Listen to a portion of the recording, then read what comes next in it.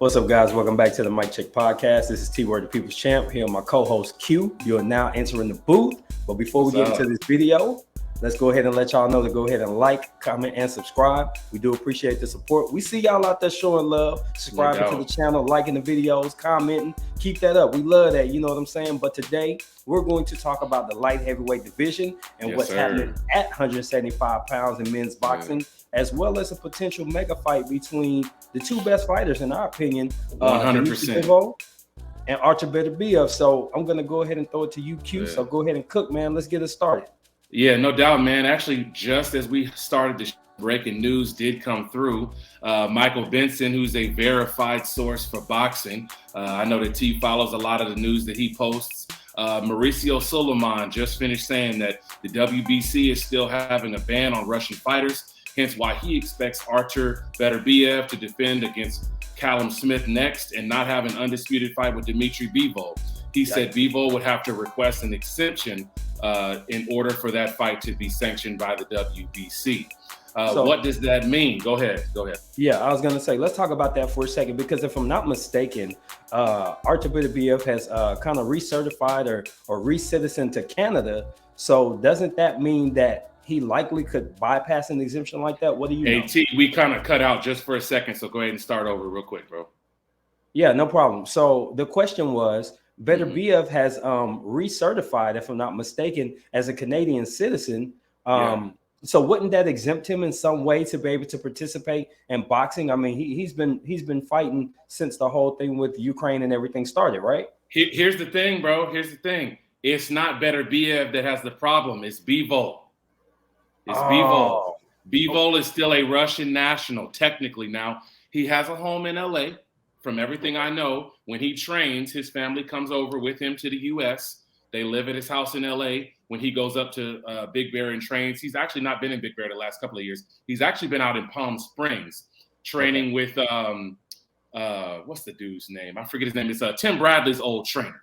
I forget his name. A Hispanic dude who has a great boxing gym. Steve Kim is actually pretty good friends with him and toured his boxing gym not that long ago. But anyway, yeah, he's still considered right now a Russian citizen. So I guess he would have to go through the paperwork to become an American citizen in order for that exemption to be approved, or he'd have to slide him some money on the back end in order for them to sanction the fight anyway. Which is likely to happen. Yeah, and if you notice, and anybody that was watching, if you watched the last fight that he had on U.S. soil, talking about Bivol's last fight on U.S. soil, they did not announce his hometown as being from Russia, where he grew up. They announced his hometown as being from the U.S., from Palm Springs, where he was training at. He had to make some concessions when he fought Canelo too, didn't he? That was the fight I'm talking about. In that fight against Canelo, they announced him as being fighting out of Palm Springs, California. Yeah. Even though everybody knows the dude is Korean. His mother's Korean. He grew up in Russia. He speaks Russian and Korean. He only moved to the States as a professional boxer, represented Russia in the Olympics when he fought, I think that was 2006 or 2004 in those national tournaments as a Russian fighter. So news dropped about an hour ago. In my mind, what that means is that Beterbiev, Bob Arum, Top Rank, they're going to have to decide what they want to do. Do they want to fetch over the money to get Bivol's status approved to unify those titles? Because the paperwork. Yeah, because Matchroom's not going to do it. Matchroom is going to say, well, I got two guys. You got to fight one. That's what Eddie's going to say. Eddie's going to say, well, I got Callum Smith. You can fight him and not pay, or you can fight Bivol and get the extra belt if you beat him, right? So they're not going to pay. So it's going to be on Top Rank and on Bob Arum to decide, do they want to pay, number one, pay Bivol what he's worth, because he just made a lot of money fighting Canelo, and he made that Middle East money fighting against Zurdo Ramirez. So he's not going to come fight on the cheap. So there's that to consider. And then there's also to consider, if not, well, guess what? Here's Callum Smith. Do you want to pay him what he's worth? If not, guess what? You're putting that fight up in the air and you're letting anybody grab it in a purse bid. And we all know Bob does not want to do that for this kind of a fight. Yeah, it's definitely going to get sticky. So let's pretend we didn't get that news. And, we wanted to talk about that fight, right? That's what we intended to put this clip out about. So let's pretend we didn't hear that news and let's get into that. So let's say everything that needs to be done is done. We get the black and white and they say, hey, Beterbiev and Bivol are going to fight in August this year. We're just going to go extend it as far as we can. Let's say August, July, August. Fight set. We know it's going to be in Vegas, whatever. Give me your thoughts on that particular fight. If it does get to take place, what are your thoughts on how that matchup looks on paper? Yeah, well, first things first, bro. I honestly think if that fight is going to happen, the realistic possibility of it happening is probably going to be in the Middle East. Okay. It's probably going to be a part of that championship series that Eddie Hearn started with the Zurdo Ramirez Bivol fight for two reasons. Number one, there's going to be a lot of Muslims in that area. Beterbiev is a huge devout Muslim. He's going to be observing Ramadan. So that's going to be a great way to get his fans to support it. Number two, it's two Russian guys that are going to be fighting close to that region, right? Where a lot of those people, if they want to come to that fight, it's not a long flight. Support, yeah. And it's closer in time zone. That's the other thing. As far as a TV perspective is concerned, DAZN is going to be able to make a lot of money if they'd like to make a lot of money from that fight by being able to broadcast it to those Russian folks that can't necessarily come to the fight, but it's going to be just one or two time zones behind them. So as far as that's concerned, that's that with the logistics. The matchup itself, I honestly think at this point in time, Beterbiev is tailor-made for Dimitri Bivol. Yeah. He's tailor-made. And there's only one concern that I have. Can Dimitri Bivol withstand the constant pressure? If he can withstand the constant pressure, in my mind, he can win this fight anywhere from 8-4 to 10-2 just off of movement, accuracy, jab, move, and just all-around ring IQ. There were a lot of holes in Beterbiev's defense this past fight against Anthony Yarde. For sure. I think that Bivol is twice the boxer skill-wise as Anthony Yarde. And I think the only difference might be that maybe Beterbiev is more ambitious against Bivol because maybe Bivol doesn't hit as hard.